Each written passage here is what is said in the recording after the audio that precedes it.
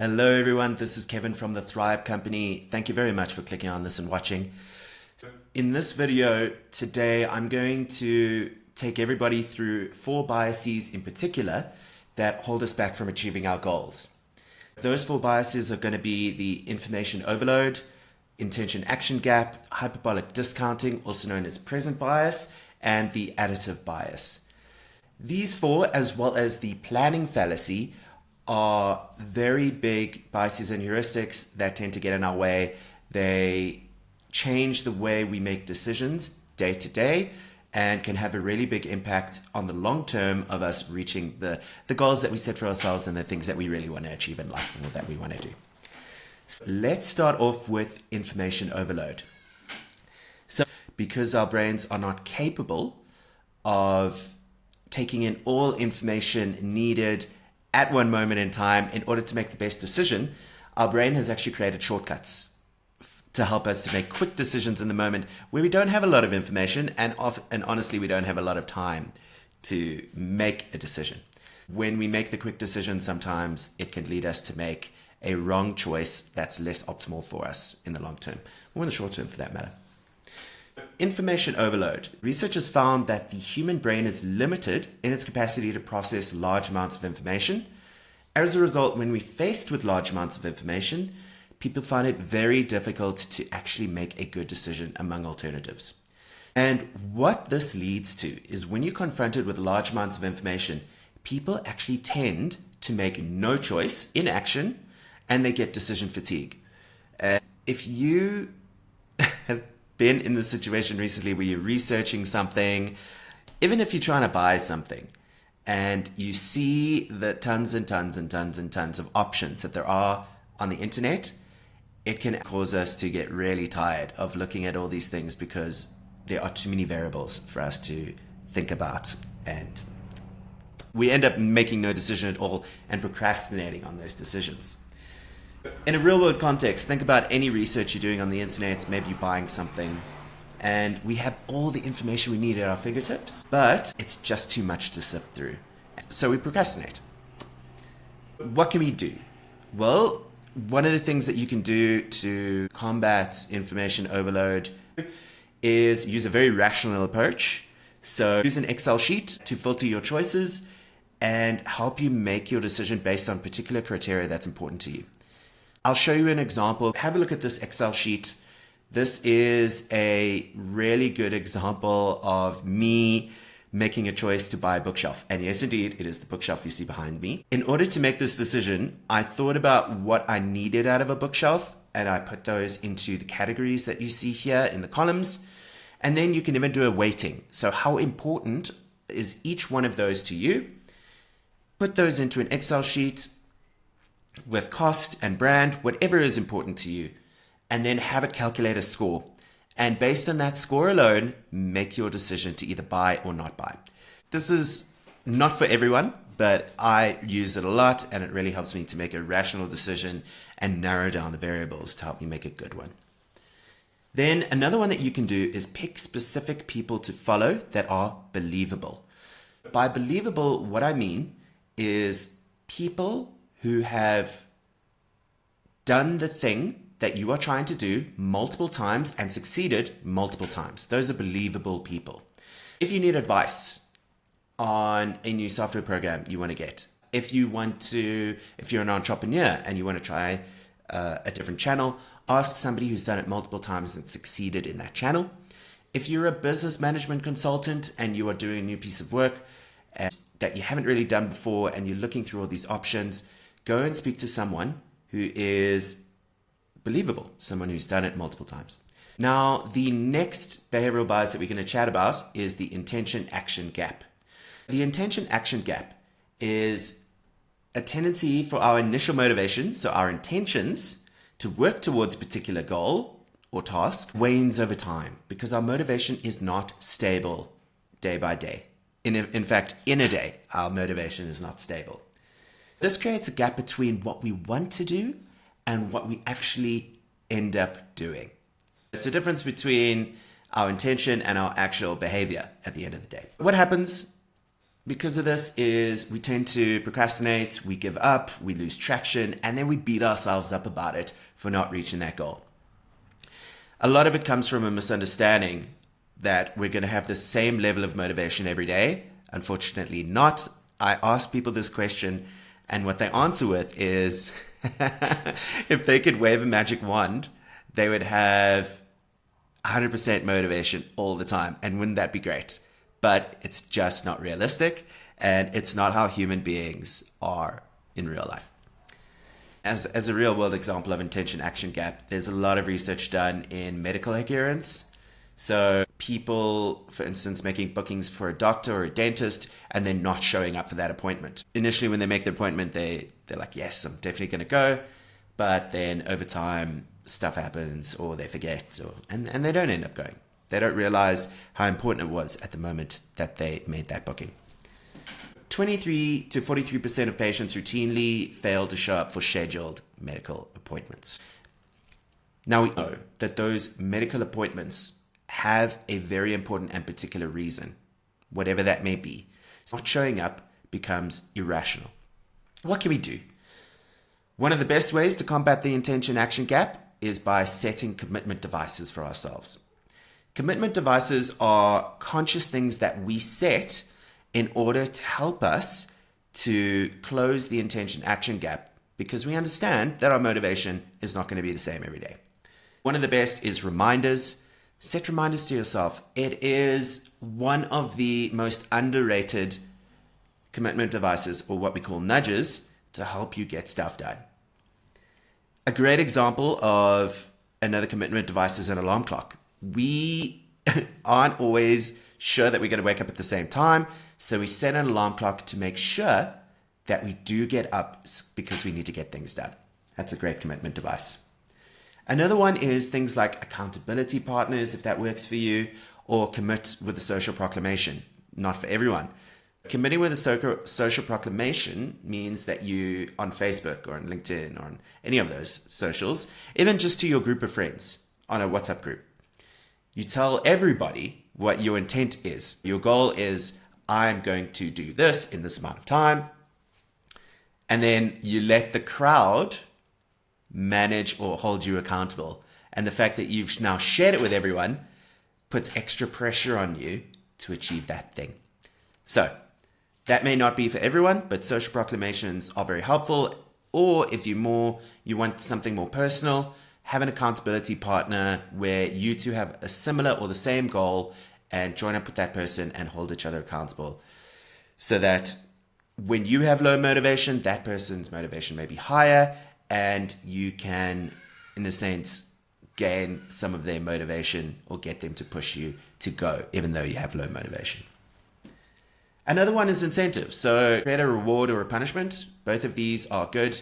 They are extrinsic motivators. They are imposed on you from the outside. A reward could be, for instance, if you go to gym 5 times in a week, you, go for a meal. Food isn't always the option, by the way. You could also just as easily send money to a charity, or go and get a haircut or a facial. I don't know. Anything that makes you feel good. That's a reward. A punishment is the opposite. So me and my friends, if it's a guy friend, for instance, we'll do a bit more silly things. So if we make a accountability partnership on something, maybe we will say, I will punch you in the arm. Not always the solution, but that is an example of a punishment. If I don't do it and if you don't do it, one of us loses, get a punch in the arm, or maybe the other one has to, I don't know, anything, wear a pink tutu in public. It could be anything. Let's not go too far on that one. But that's an example of a punishment that you could put in place. The last one is make it fun.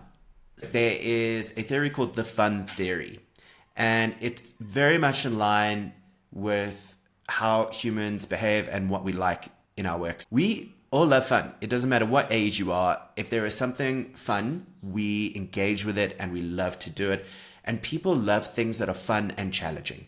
So make it fun in order to close the gap. All right, the next one we're going to talk about, which is linked to the intention action gap, is called hyperbolic discounting, also known as the present bias. It's the tendency for us to prefer immediate gratification in the now over potentially bigger and more beneficial long-term rewards. So this leads to making choices in the right now that aren't always necessarily in line with your future goals, or what your future self is going to benefit the most from.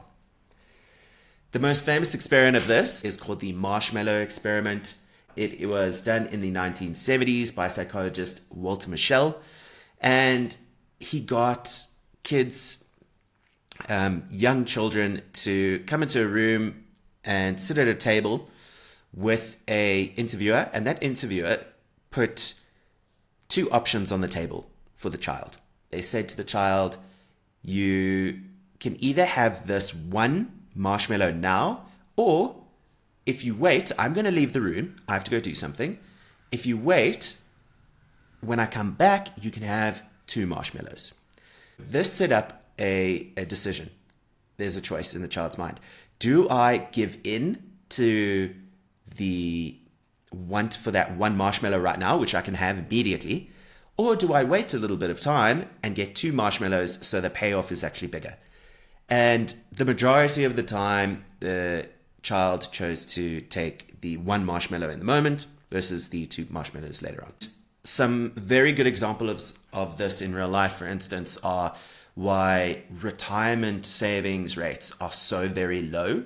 So in South Africa, as an example, only 6% of the population can afford to retire comfortably. Now, there are a lot of reasons for that, but one of the reasons is that we prefer, for instance, to buy the latest iPhone rather than save that money for retirement, or we prefer to buy the new pair of Nikes when they come out rather than put that money into insurance, whatever it may be. We prefer to buy the thing now rather than do the thing that's probably better for us in the future. What can we do? First of all, make your goals very visual to remind yourself daily of what you are trying to achieve.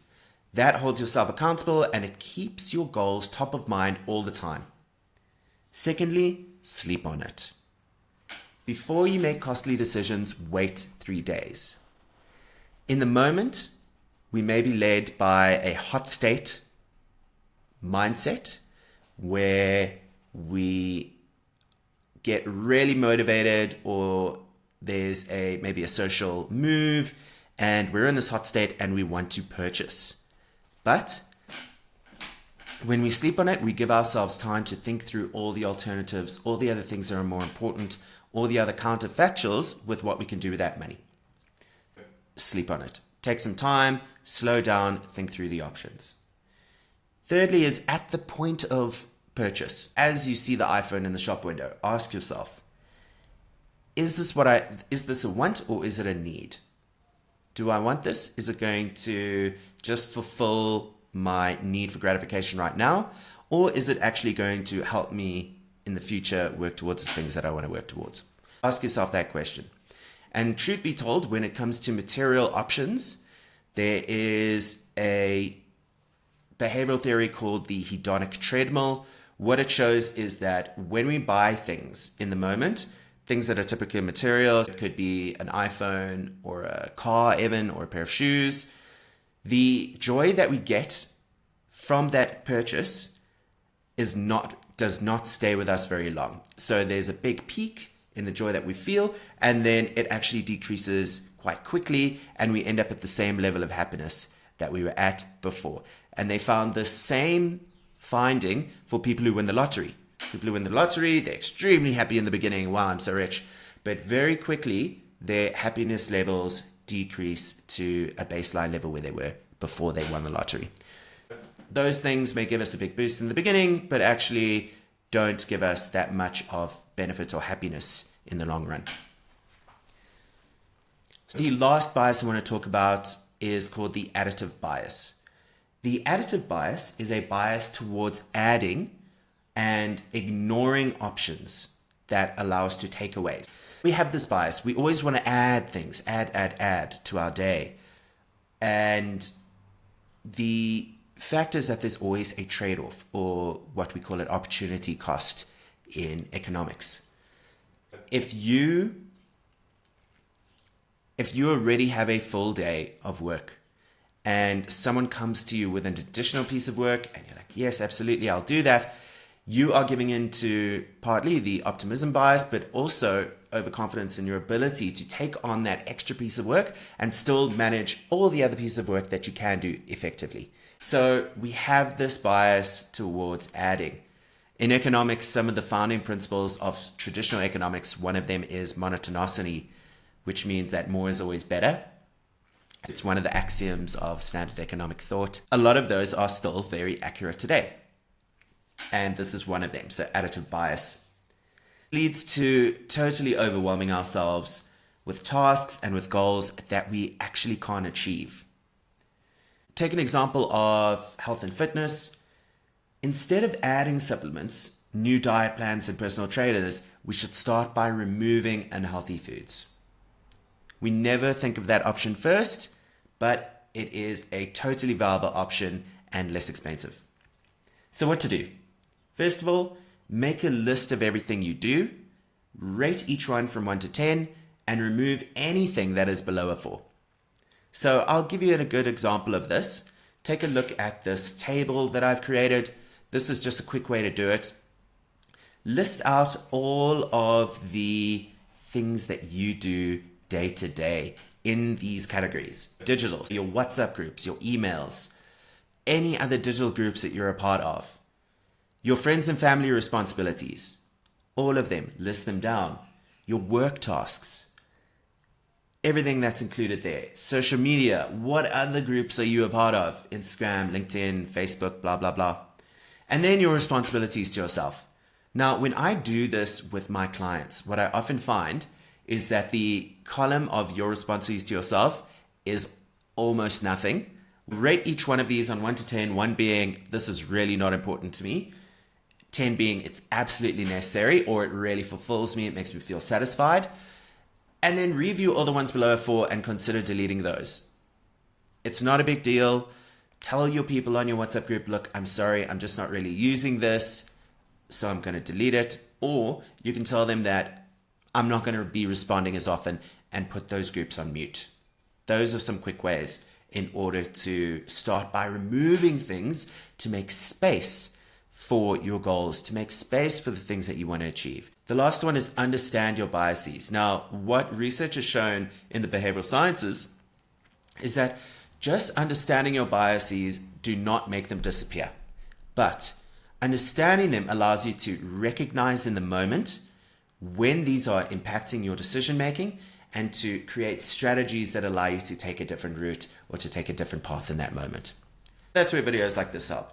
Understand them, move past them, create a strategy, and that's why it works. Okay, those are 4 biases along with the planning fallacy, which I did in my last video.